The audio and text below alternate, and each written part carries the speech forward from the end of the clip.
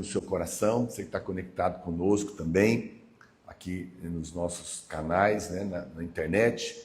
E nós vamos fazer uma série nas próximas 3 semanas para abençoar as famílias, encher a sua casa com a presença de Cristo, seu casamento. Então fique atento e divulgue, coloque assim que a gente terminar a live, nós vamos também salvar, e você pode compartilhar nos seus grupos de WhatsApp ou mandar para alguém, né, que está casado ou até mesmo solteiro, para que ele receba instrução da parte do Senhor.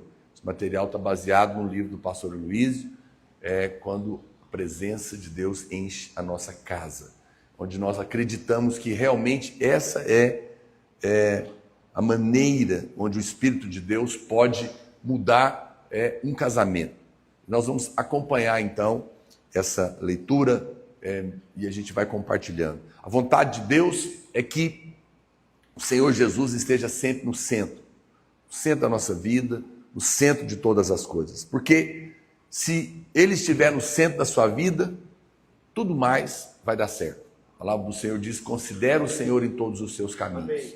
E Ele vai endireitar as suas veredas. Essa é uma chave espiritual. A centralidade de Jesus, a centralidade de Cristo é fundamental para tudo na nossa vida e obviamente que isso inclui o nosso casamento. Nosso casamento, quando tem Cristo no centro, isso vai fazer toda a diferença. Por exemplo, a Bíblia não diz simplesmente marido ame a sua esposa e ponto final. Não, é muito mais do que isso. A Bíblia diz em Efésios 5:25, marido, amai vossa mulher como também Cristo amou a igreja e a si mesmo se entregou por ela. Meu Deus, isso faz toda a diferença. Uma coisa é eu falar, ame a sua esposa. Outra coisa é eu dizer, ame do jeito que Cristo amou, dando a vida por ela. Eu vejo Cristo como o centro e o modelo disso. Então, você está, talvez você está aí passando por uma situação. Vamos ver aqui também... Você está passando por um momento difícil no seu casamento, né? Vou dar um exemplo. Então não tente consertá-lo, não tente você resolver o problema. Em vez disso, apenas olhe para o Senhor. Não tenta você fazer, porque se você tentar fazer, algo oposto vai acontecer. Às vezes você vai até perder a paciência. Mas se você se concentrar no Senhor Jesus, o seu casamento será restaurado. Porque Ele é que tem o poder de mudar as pessoas. Concentre nele e perceba, em primeiro lugar, o quanto Ele amou você. Porque você só pode amar depois que você entendeu que foi amado. Então, primeiro você tem que concentrar nisso. Experimente o seu amor novamente. Então, a sua esposa vai ser beneficiada e esse será um amor sacrificial. Porque você vai ter visto o amor de Deus pela sua própria vida. Porque a maneira como o Senhor nos amou foi lá na cruz, de braços abertos. Ele deu a vida por nós. Então, se você se encher novamente com o amor de Jesus, por você, em primeiro lugar, ouvindo as pregações centradas em Cristo, falando do amor de Deus, quanto mais você percebe que é um discípulo que Jesus ama, mais a sua esposa vai perceber mudança em você, em relação a ela também, porque esse amor vai afetar a sua vida e o seu comportamento. Sobre as esposas, por exemplo, também, da mesma maneira, a Bíblia diz em Efésios 5:22, as mulheres sejam submissas ao seu próprio marido, como ao Senhor. Mais uma vez, não está escrito simplesmente, mulheres sujeitem-se ao seu marido e ponto final. Não, isso seria apenas um mandamento humano. Mulher, se submeta ao seu marido. Mas quando a Bíblia diz se sujeita ao seu marido como ao Senhor, Cristo entrou no meio disso novamente, né? Submetam-se como ao Senhor. Veja, o Senhor está aqui por trás do marido. Quando ela diz submeta ao seu marido como ao Senhor, Cristo está por trás do seu marido. Isso muda completamente.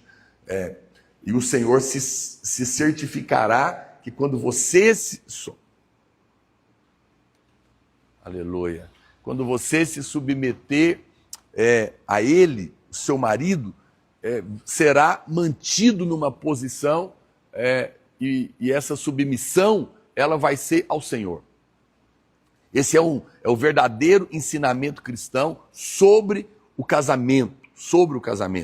tudo se baseia na centralidade de Cristo. Nunca na nossa força, nunca no que nós podemos fazer, mas naquilo que Ele está fazendo em nós. Nós fazemos tudo voltado para Ele. Mesmo na nossa paternidade, também na relação com os nossos filhos, nós devemos sempre ter Jesus no centro. Sempre. Coloque a sua fé nele e não tente mudar os seus filhos pelas leis, pelas regras, pelas obrigações. Isso também não tem poder. Não tem poder marido tentar impor a regra sobre a mulher, mulher tentar fazer na força do seu braço e pais tentarem mudar filhos pelas regras. Isso é religião. Isso não funciona. Você presume, por exemplo, que presume que educar se restringe, talvez, a colocar uma série de leis e regras dizendo: você deveria estudar, você não deveria jogar videogame, você não deveria fazer isso, você não deveria fazer aquilo. E você fica dizendo para o seu filho: deveria, mas quanto mais você diz deveria, mais seus filhos sentem o quê? Pressão. Não sentem graça nisso. Pressão. Você sabe, deveria é uma palavra estressante, porque ela traduz cobrança. É muito estressante para eles. Ninguém quer ouvir o tempo todo: você deveria, você não deveria. Tudo isso é pesado. Então, se você quer ver a mudança nos seus filhos, o que você precisa fazer? Você precisa confiar em Deus. Confiar em Deus, diga amém. Sua confiança em Deus também vai se traduzir, porém, numa linguagem em relação aos seus filhos. Você vai dizer algo para eles do tipo: eu acredito que você vai se sair bem na prova, no exame que você está fazendo.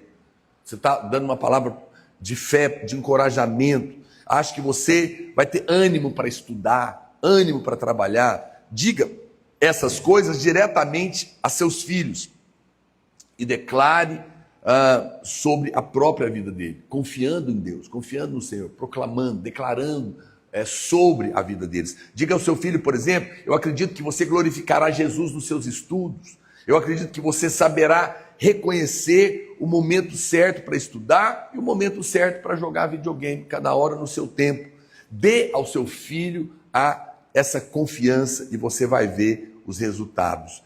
Então, de fato, essa palavra deveria é estresse, mas quando você diz eu acredito que você vai fazer isso, é providencial, é descanso, é graça sendo transmitida na nossa casa.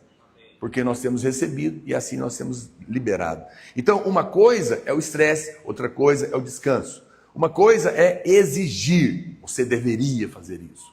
A outra coisa é fornecer para eles palavras cheias de graça e centradas em Jesus. Acredite que Deus vai transformar os seus filhos e vai fazer com que eles queiram a vontade de Deus, queiram as coisas certas. Isso é a graça de Deus operando dentro da sua família. Esse é o ano da restituição. Nós temos crido nisso. E nós cremos que a primeira coisa que o Senhor vai restituir e vai restaurar são casamentos que foram danificados pelo maligno por alguma circunstância que você viveu. Enche o seu coração de fé. Se o seu casamento passou por situações difíceis, esse é um tempo de Deus restaurar. O ano da alegria, dos anos que foram consumidos, serão restituídos 120% em nome de Jesus. Diga amém, aleluia. Muito bem. Tenha o anseio de trazer a presença para a sua casa. Tenha um anseio no seu coração. Eu quero ver a presença de Deus na minha casa. Quando Davi se tornou rei, uma das coisas mais importantes e prioritárias que ele fez foi trazer a arca para Jerusalém, a capital. A arca era onde Deus morava, ele queria trazer a presença de Deus. E ele, ele então consultou os seus homens, seus capitães, e todos foram buscar a arca de volta. Está lá em 2 Samuel 6, de 1 a 11. Davi, veja, ele não estava atrás do ouro, ele era o rei, mas ele não estava atrás da riqueza, ele não estava como prioridade atrás de vitórias sobre os seus inimigos, mas a prioridade dele era buscar a chama da glória de Deus, a chama da glória de Deus. Nesses dias de jejum, 21 dias pelo seu casamento, pela sua família, Você pode orar por todas as coisas, mas coloque como prioridade: eu quero que a minha casa seja cheia da glória de Deus, cheia da presença de Deus. Infelizmente, muitos casais acreditam que a base para um casamento feliz é ter dinheiro. Se eu tiver dinheiro, meu casamento vai dar certo. Mas se fosse verdade, os ricos não se separavam, e não acontecia tanta coisa horrorosa por aí, né? Claro que nós precisamos de recursos financeiros e o Senhor quer nos dar, mas a prioridade precisa ser a presença do Senhor fluindo no casamento. Amém? Bom, espero que não esteja travando aí a nossa live, você esteja recebendo aí. Minha técnica aqui está de olho para mim. Cuidado com os métodos mundanos na hora de você lidar com o seu casamento. Davi tinha a motivação correta, ok? Ele tinha a motivação certa, mas decidiu fazer a coisa da maneira mundana. E aí não funcionou. Deus quer que façamos as coisas, mas as coisas precisam ser feitas do jeito dele. Por exemplo, o costume do mundo diz: simplesmente ame a sua esposa, seja romântico com ela. É bom, mas o caminho do Senhor diz em Efésios 5:25, ame a sua esposa como Cristo amou a igreja. Meu Deus, isso é muito superior. Ou seja, é um foco em Cristo. Não é simplesmente ser um homem romântico que vai fazer do seu casamento bom, mas é ser um homem que ama a esposa como Cristo amou a igreja. Ou seja, coração que realmente dá a vida por ela. Eu tenho visto muitas pessoas tentando, por exemplo, melhorar sua vida sexual, assistindo vídeos eróticos com o cônjuge e até mesmo indo com o cônjuge para o motel, achando que isso vai melhorar a sua vida íntima. Mas isso é carro de boi que é onde Davi tentou trazer a arca, é modo mundano, são métodos mundanos, não são a maneira do Senhor. Olha, acredite em mim, nada é melhor do que a ternura que surge entre um casal que invoca juntos a presença do Senhor. A presença de Deus vai produzir ternura entre o casal. E a ternura vai produzir a verdadeira intimidade física, porque ela vem de Deus e ela é muito mais poderosa e intensa. Mas alguém pode dizer: pastor, o que há de errado em apimentar a nossa relação? Querido, nós devemos fugir de todo o que tem aparência do pecado, mesmo que às vezes não seja. Não é? Pedro diz em 1 Pedro 1,15, segundo é santo aquele que vos chamou, tornai-vos santos também vós mesmos em todo o vosso procedimento. Você não pode ler esse versículo sem compreender a graça e a revelação de Jesus Cristo. É isso que transforma a vida das pessoas. Então, entenda uma coisa: o oposto de santidade não é o pecado, é ser comum. O termo santo, no grego, agios, e em hebraico, kadosh, significa separado, posto de lado, mas não no sentido de justiça própria, de se achar uma pessoa melhor que outros. Santidade, portanto, é o que as mulheres fazem quando elas colocam suas joias no cofre e trancam com uma combinação. Por que elas fazem isso? Não é? Porque essas coisas são preciosas. Então ela guarda separado, num lugar especial. Alguém talvez tenha pratos muito caros que não usam para servir comida, mas coloca na cristaleira. Não são para o uso comum, para o dia a dia, talvez é para um dia especial. Os diamantes, por exemplo, são raros, são preciosos porque não são comuns. As pedras, por outro lado, não são preciosas porque são comuns, você pode encontrar em qualquer lugar. Deus está te dizendo uma coisa: seja uma pessoa fora do comum. Isso é o que significa ser santo. Você não é como as pessoas do mundo, seu casamento não é como as pessoas do mundo. Seja santo, separado disso, outra pessoa. Quando o mundo está deprimido, você está em paz, você tem a paz de Deus, você está fora do comum. Quando os casamentos desmoronam lá fora e as pessoas dizem que isso é muito comum hoje em dia, não, você está fora disso, não é comum na sua vida, não é comum na sua casa. Quando as pessoas dizem que é comum todos usarem palavrões, xingamentos, às vezes até dentro de casa, você está fora disso. Isso é comum lá fora, mas você glorifica a Deus. Atreva-se a sair do comum, ouse ser diferente. Porém, sem uma atitude de justiça própria, mas sempre de uma maneira graciosa, cheia de graça. Seja fora do comum. O mundo não quer que você se destaque, mas que você seja comum. As pessoas do mundo vão dizer todo tipo de coisas para tornar você uma pessoa comum, porque no fundo do coração elas se sentem condenadas por você, justamente por você ter a decisão de ser uma pessoa fora do padrão do mundo. Seja fora do comum. Torne o seu casamento fora do comum. Não viva o seu casamento como o mundo vive. Coloca isso no seu coração.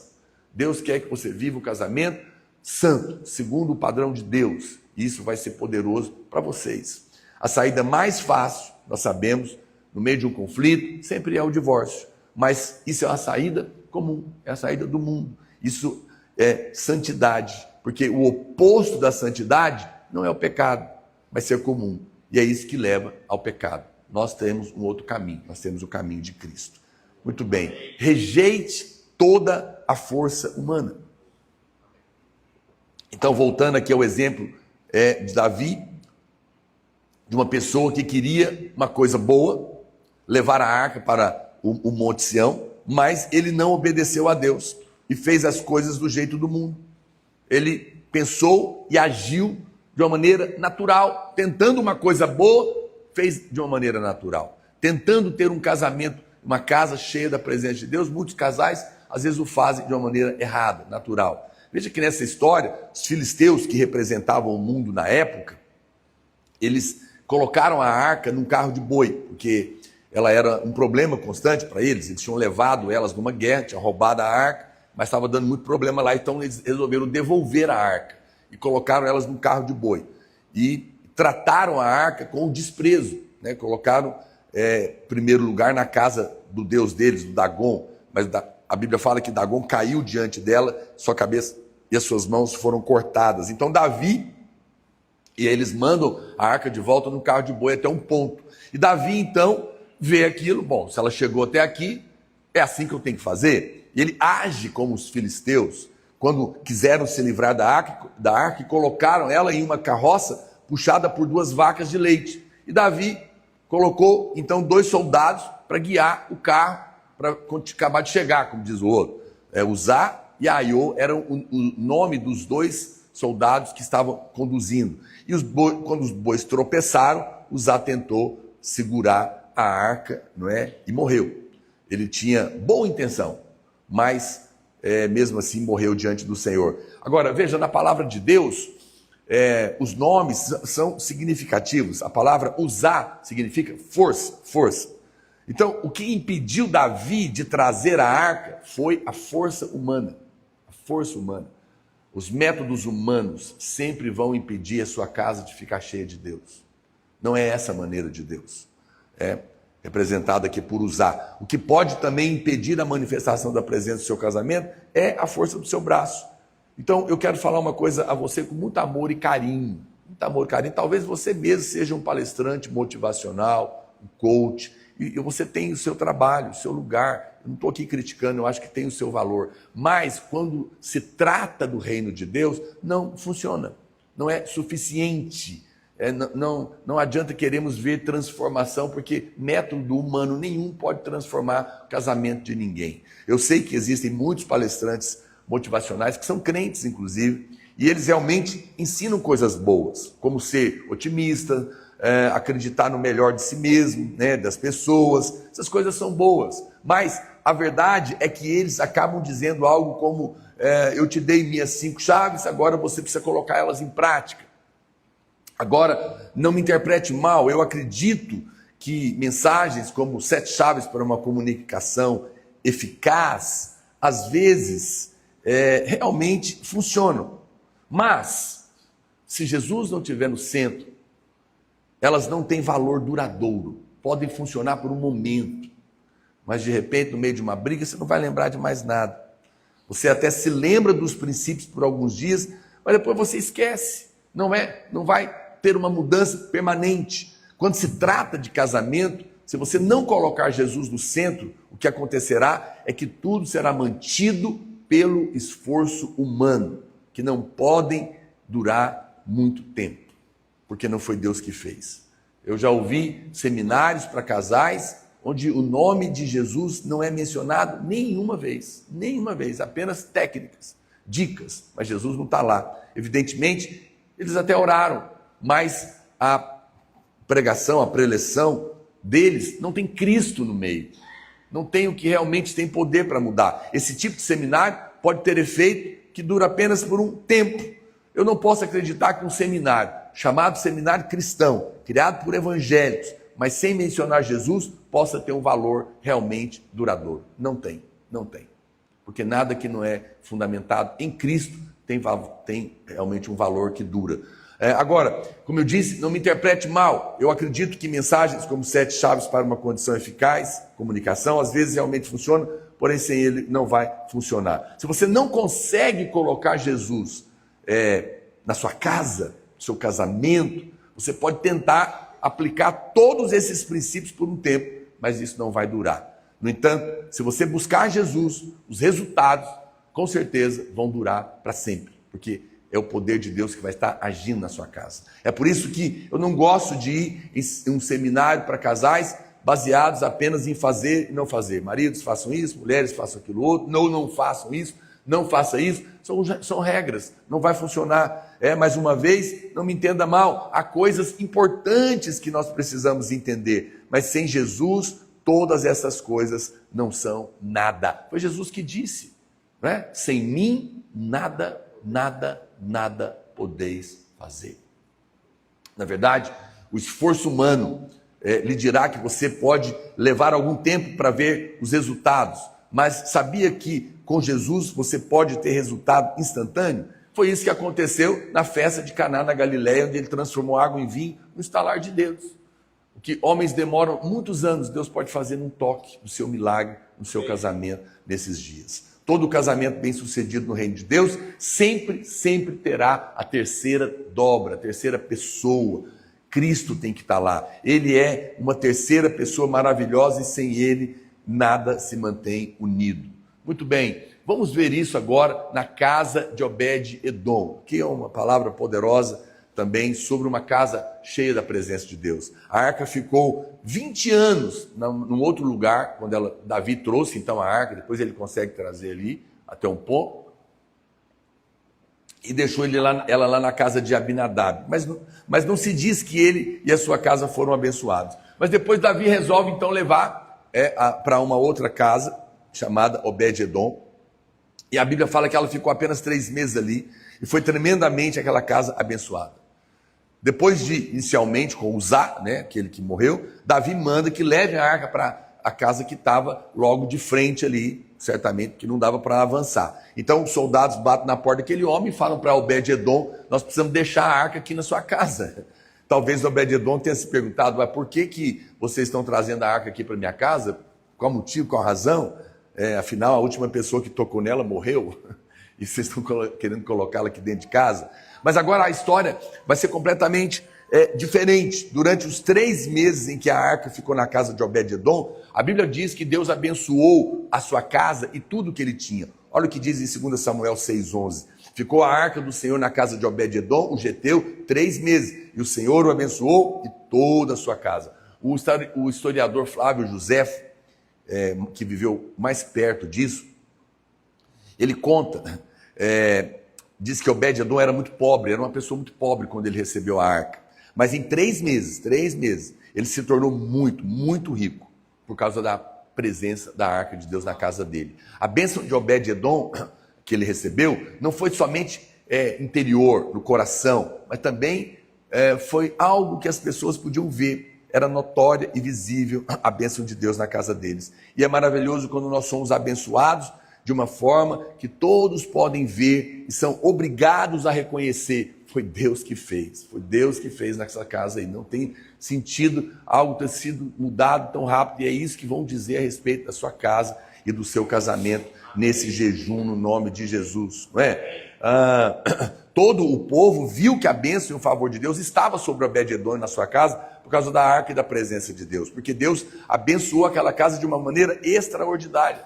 Naquela mesma noite, Obed-Edom talvez acordou e o medo desapareceu, e ele sente algo maravilhoso. Talvez ele diga: eu sempre quis esse sentimento, mas nunca o havia sentido antes. Ele começa agora a sentir um amor perfeito que acaba com todo medo. Ele fica maravilhado e sente a presença de Deus como um aroma no ar. Existe ali um prazer e uma paz na casa dele que nunca houve antes. Ele acorda de manhã e de repente todos os seus filhos estão obedientes e a sua esposa está mais afetuosa. Todos os seus filhos começam de repente a tirar nota 10 na escola, e o senhor e a senhora Obed-Edom estão ainda mais apaixonados um pelo outro. Eles estão cada vez mais criativos e do nada conseguem ganhar muito dinheiro como nunca antes, com uma ideia maravilhosa que recebem de Deus.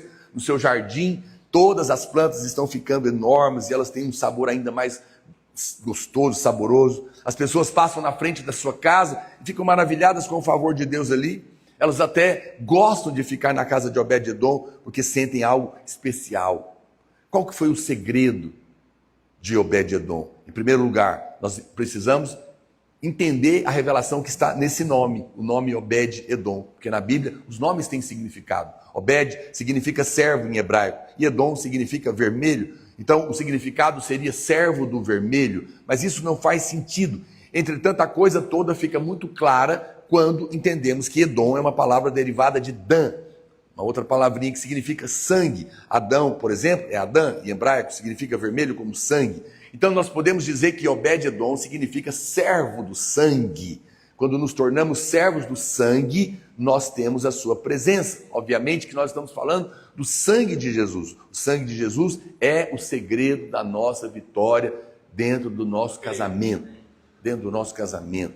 Como um casal, quando um casal vive debaixo do sangue, ele vive sem condenação, sem culpa, sem acusação. Eles não condenam um ao outro, eles param de apontar o dedo. Mas e você também? Mas e você também não fez? E você também? E esse para de condenar, para de acusar, né? E assim desfrutam de paz, porque o sangue é a prova de que somos amados, porque nós somos perdoados. E quando um casal sabe que é amado pelo Senhor, espontaneamente eles vão amar um ao outro também.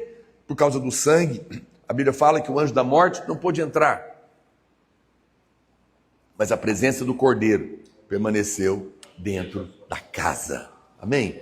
Aleluia, glória a Deus. Que poderoso esse primeiro dia do nosso jejum, 21 dias para abençoar sua família, sua casa. E esse primeiro texto, eu espero que você tenha sido muito abençoado, que você termine de ouvir isso com o desejo de trazer a presença de Deus para a sua casa. Vamos orar e eu vou então salvar esse vídeo aqui nas nossas redes sociais, e assim que eu fizer isso, compartilha com todos dos seus grupos, tá bom? Senhor, eu oro nesse primeiro momento do nosso primeiro dia, e eu oro para que o Senhor traga a presença para as nossas casas, que o Senhor encha cada família, cada casa com a presença da glória de Deus.